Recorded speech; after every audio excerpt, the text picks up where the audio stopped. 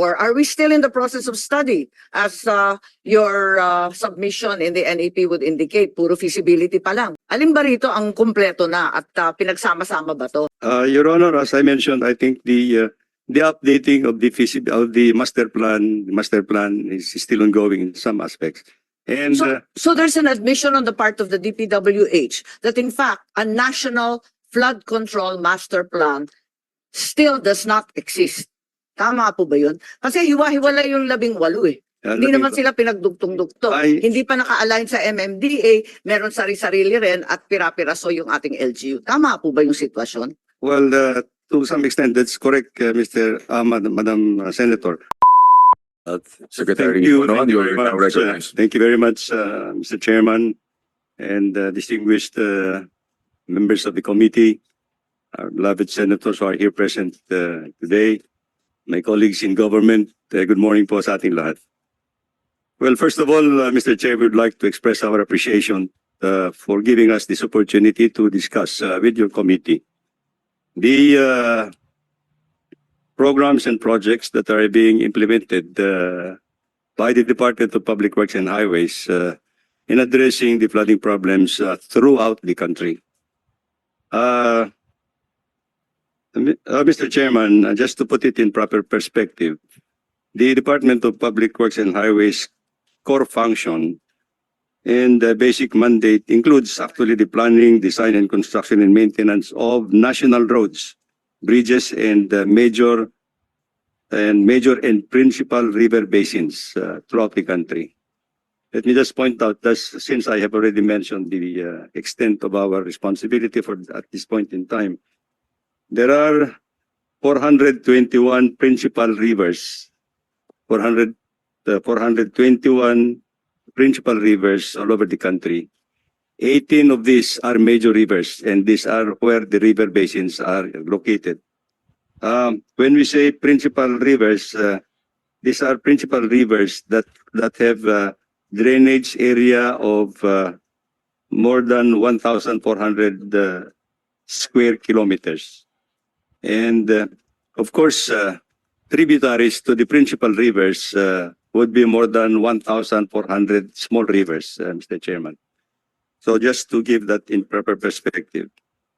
Under this administration, Mr. Chairman, which took over in July of 2022, we have continued to expand on the projects initiated in previous administration. This commitment to this is a commitment for the continuity and ensures ongoing projects are completed efficiently and effectively, thereby enhancing the flood management capabilities throughout the country. Since this administration took over in July of 2022, we reported that we have completed 5,521 projects. Let me clarify a little bit on this, Mr. Chairman. These projects extends back as far back as 2019. 2019 up to 2023. Up to 2023. Many of these projects were suffered delays because of various factors, including the pandemic period of about 3 years. And when we came in, we continued on with these projects and completed.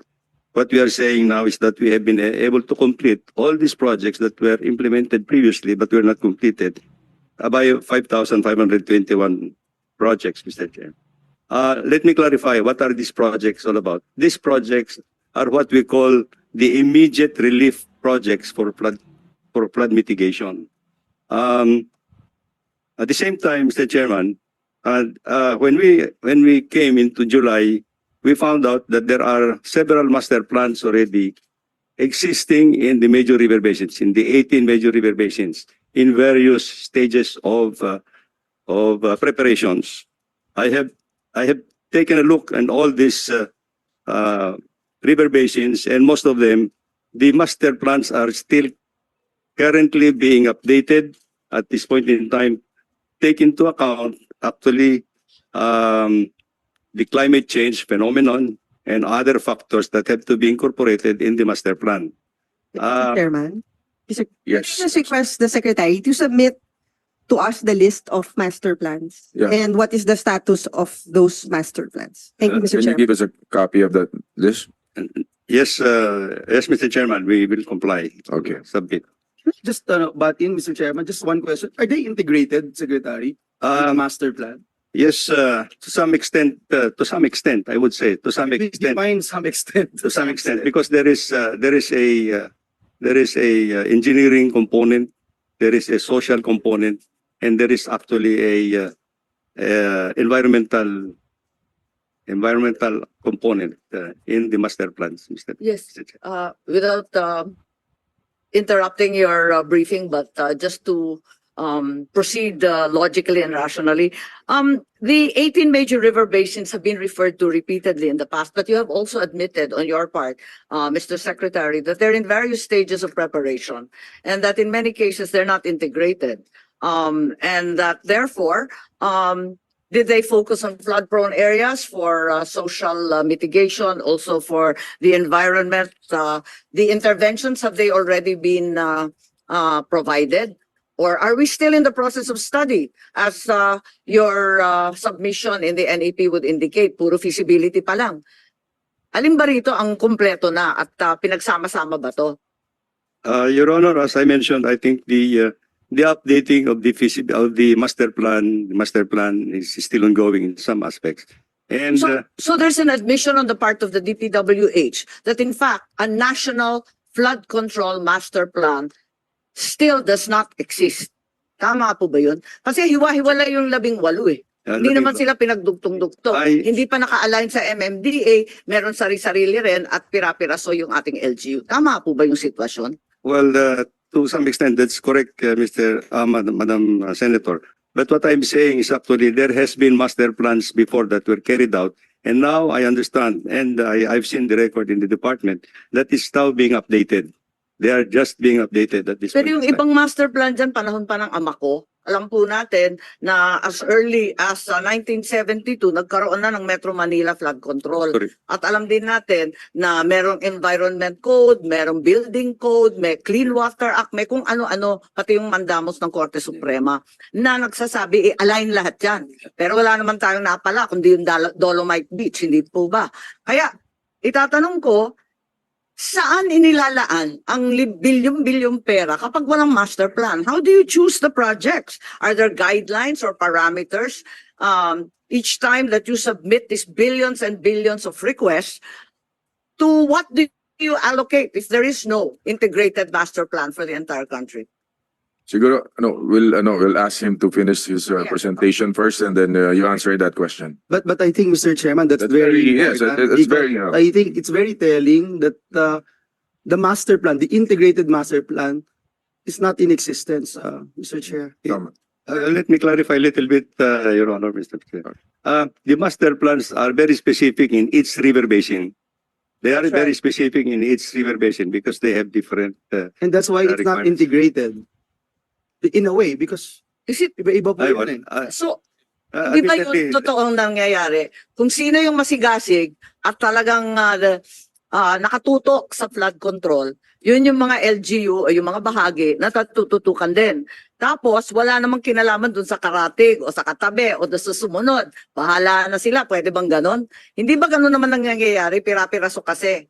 At patse-patse yung ating mga master plan. Yun ang problema, kaya bumabagsak lahat kay Senator Joel. So, Kaya ho, pasensya lang, Mr. Chair, because it's very important. Kasi kahit na gamitin mo yung sa isa, for example, yung binabanggit po lagi dito, ang bilis ng pagbaba ng tubig dito sa Metro Manila, which is good for the Manileños, those who are living in the metro area. Pero it appears na parang dun sa amin pumupunta or sa Cavite pumupunta. Bakit ang tagal ho ng tubig sa amin? So, yun lang po, no, Mr. Secretary. I think it's important and I see where Senator Amy is coming from. Kung hindi po integrated, kung gagawin mo yung sa isang lugar, yung kabilang side naman, yung kabilang probinsya, kabilang town, kabilang barangay, yun naman ang babahain. Mr. Chairman. Yes. Yung nabanggit po nyo, Secretary, na 5,500 completed projects. Projects, yes. Ito ba bahagi ng integrated master plan or bahagi ho ba siya ng iba-ibang master plan? Ito po, Your Honor, ang sinasabi natin yung 500 na natapos.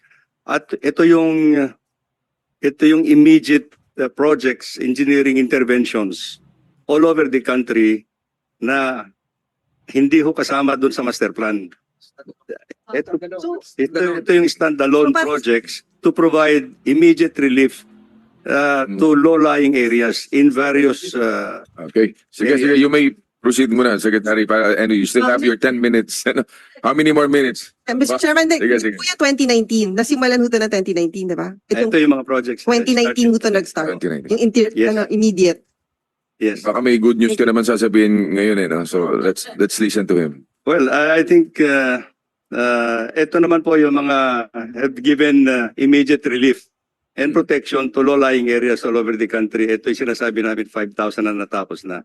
Because in the meantime that we are actually trying to formalize actually the implementation of the master plans that were developed actually sa river basins. For example, po in Metro Manila, there is already an existing master plan that was developed in 2012. Nandiyan na po yung master plan for Metro Manila and this is the basic master plan. I'm sorry, Secretary. I'm sorry, Mr. Chairman. This year's NEP, nakita ko yung, I think it's with MMDA o sa DPWH. There's a feasibility study of 15 million for the master plan. 23. No, the 23 billion is for the entire DPWH. Yes po. But there's a particular feasibility study and I think si GM Lipana made that statement if I recall that you submitted and now it's part of the NEP and it's 15 million. So kung ano po 'yun? Ano po yung feasibility na 'yun tapos meron na pala? Well, let me just clarify lang po yung That's the reason why I think Senator Jaime and I are very interested in ensuring that we know what we're doing. No? Kasi when I mentioned it, look at them. They're confused. They don't know. It appears that they don't know whether or not it's coordinated with DPWH. So is it the same? Because you were saying you're trying to implement, Secretary, a master plan, or there is already a master plan for Metro Manila, yes, there is a master plan. and they are coming up with a feasibility study of a master plan this year in the NEP. Well, you would not MMDA. Oh, sige, MMDA, you may respond. No, wala po kaming request na 15 million. Ang pinag-uusapan po namin ng DPWH ay yung proposal under World Bank Metro Manila Flood Management Project na comprehensive drainage master plan, Mr. Chair. Yun po yung para aralin lahat po ng drainage system sa buong Metro Manila para nga po integrated yung level po niya, yung width, hindi po yung tulad na sinasabi nga po kanina na dito malapad, pagdating sa kabilang karsada, maliit. Yun po yung nire-request namin, Mr. Chair. It's not under MMDA, Mr. Chairman. It's under DPWH flood control for feasibility Manila region, Manila Bay region. let me clarify a little bit on this if this is in the budget of the department po. I think if you are going to implement a master plan is only identifying what are the components that would be included into the master plan. Now, how to operationalize these projects that are identified in the master plan, this will take, actually yung sinasabi nga natin, we have to do the feasibility study, we have to do the detailed engineering design, and we have to discuss the financing program from the lending institution before we can implement it. So these are the processes that we need to undertake. And siguro if there is a funding requirement that we need to undertake the feasibility studies of the components that have been already identified in the master plan, kailangan po natin gawin as a requirement for the financing program from the lending institutions. Mr. Chair, point of information lang very quickly. Yes, very quickly lang po. You explained that the 5,500 projects were for immediate relief. Ang ibig ba sabihin yan, maliliit itong mga project na to. Hindi ito malakihang project. Tama po ba yung pagkaintindi ko? Immediate relief lang Tama po. po, tama po. So tagpi-tagpi na naman tayo, patsi-patsi na naman. Tama, At tama. yung sinasabi ninyo, binabanggit ninyo na may lending institutions, hindi po ba tama na sa 2024 NEP, tinanggal, siniro ang lahat ng foreign assisted projects na malakihan, higit sa lahat sa flood control. Tama po ba?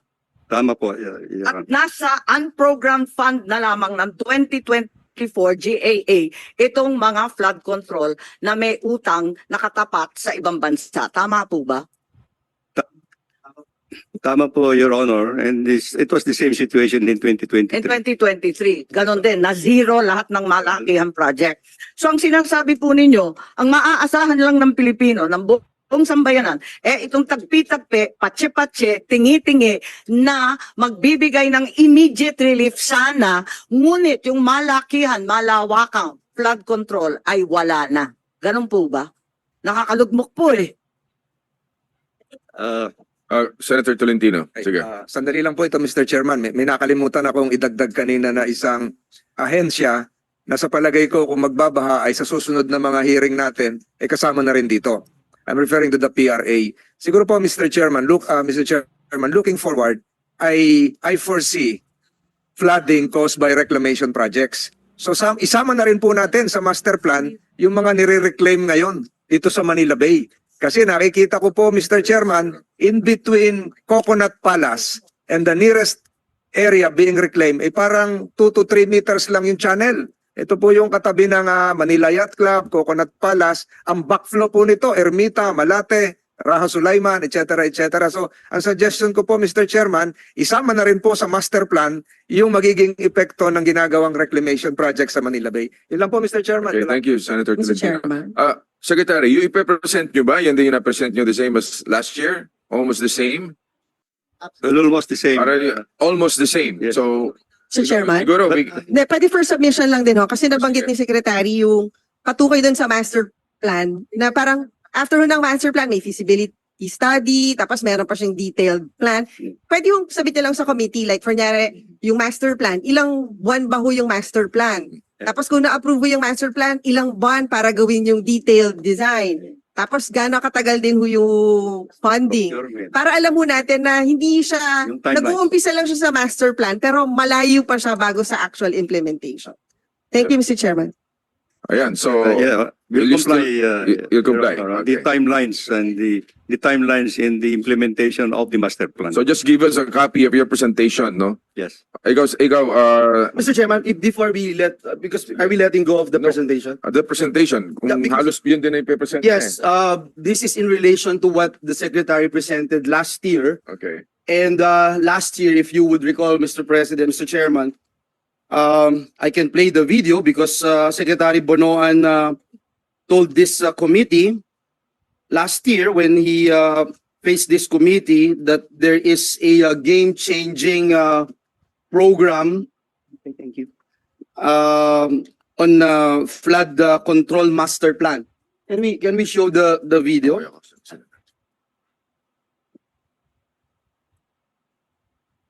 Kasi po tama po kayo, itong 18 major river basins, gusto rin sana namin makakuha ng update kung ano na po yung kalagayan nito. Pero this representation is very much interested dun po sa sinabi nyo na game changer, yung floodway na inyong binanggit.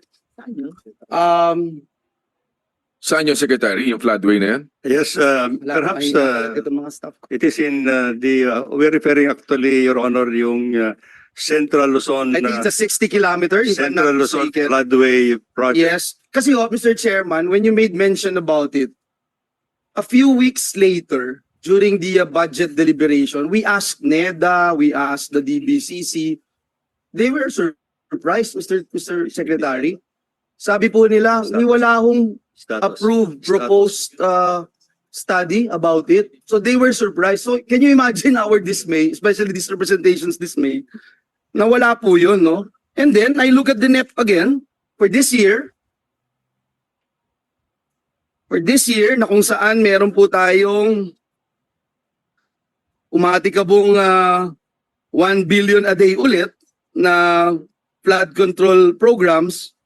Pero wala din po ito, Mr. Chair. So may we know, Secretary, if because you gave us so much hope last year, Secretary. You gave me so much hope, my people in Bulacan, some of our kababayans in Central Luzon.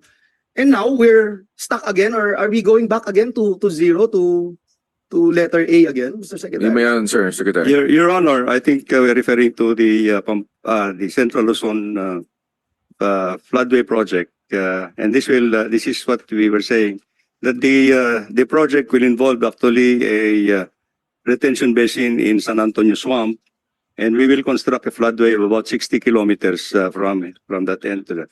The status of this project, Your Honor, is now the review of the feasibility study ongoing and the detail engineering.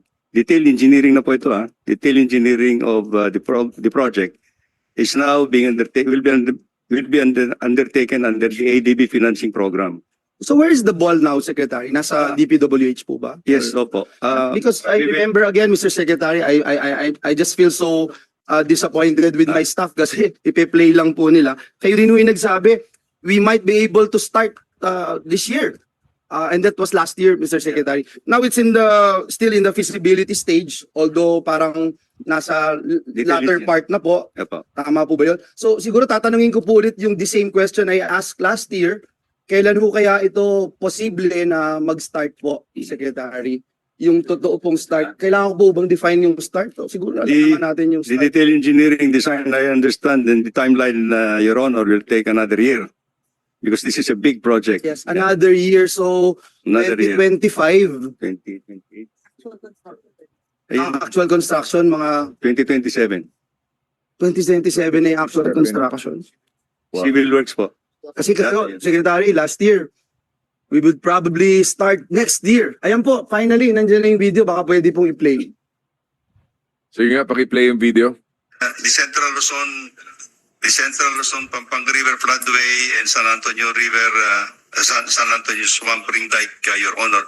This will be the major project that will actually we think will be able to contribute significantly to Hindi ho umabot dun sa... the Central Luzon Pampanga River floodway and San Antonio River, San Antonio Swamp Ring Dike, Your Honor. This will be the major project that will actually we think will be able to contribute significantly to address the flooding problems in Bulacan and Pampanga. So you have the timeline here when we will start? By next year po siguro, we are hoping that we can start this project. This will be the major project in Central Luzon po. I'm counting on Mr. you, Secretary, Secretary. you said by next year, you'll start by next year. So what happened? We are preparing it. So next year, Your Honor. this year yan. Yes, it's now And now it's ongoing po. 2027, ongoing. Secretary. So the timeline, it will take. Wala naman nung pandemic siguro nang nangyari between last year and this year. Well, I think the process lang po kasi, the process of doing the detailed in design for this type of mega projects takes time because we have to go on ground na po ito eh. Sige, Secretary. I just wanted to, sabi ni Senator Amy, tapos isisiro daw yung foreign assisted. So, hindi ko alam kung ano pa yung mapi-feel natin, Secretary. Magkaibigan naman tayo, Secretary, and I know you share my sentiment, Secretary. I have been a senator for more than 6 years now, and I have to correct my colleagues here in the Senate at correct myself as well when I said the same thing over and over again because everyone na kinausap ko nitong nakaraang Karina, ang lahat nagsasabi, mas worse. Yung dating hanggang bewang, lagpas tao na. Yung dating hindi binabaha, binabaha na. Hindi inaabot na bahay, binabaha na. So, I don't know how else to say this, Mr. Chairman.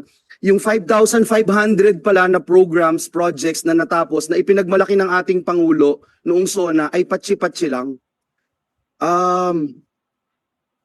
Hindi rin nakatulong, tingin ko, Mr. Chairman, hindi nakatulong kasi patsi-patsi nga po eh. Sana, ang hiling ko na lang po ay kahit na hindi po masisimulan next year, makita po natin talaga yung master plan para po meron ding confidence yung mga kababayan natin that it's really moving, Secretary. Kasi kung titingnan niyo po from last year tsaka this year, baka walang magsabing nag-improve talaga sa amin and I'm speaking from personal experience.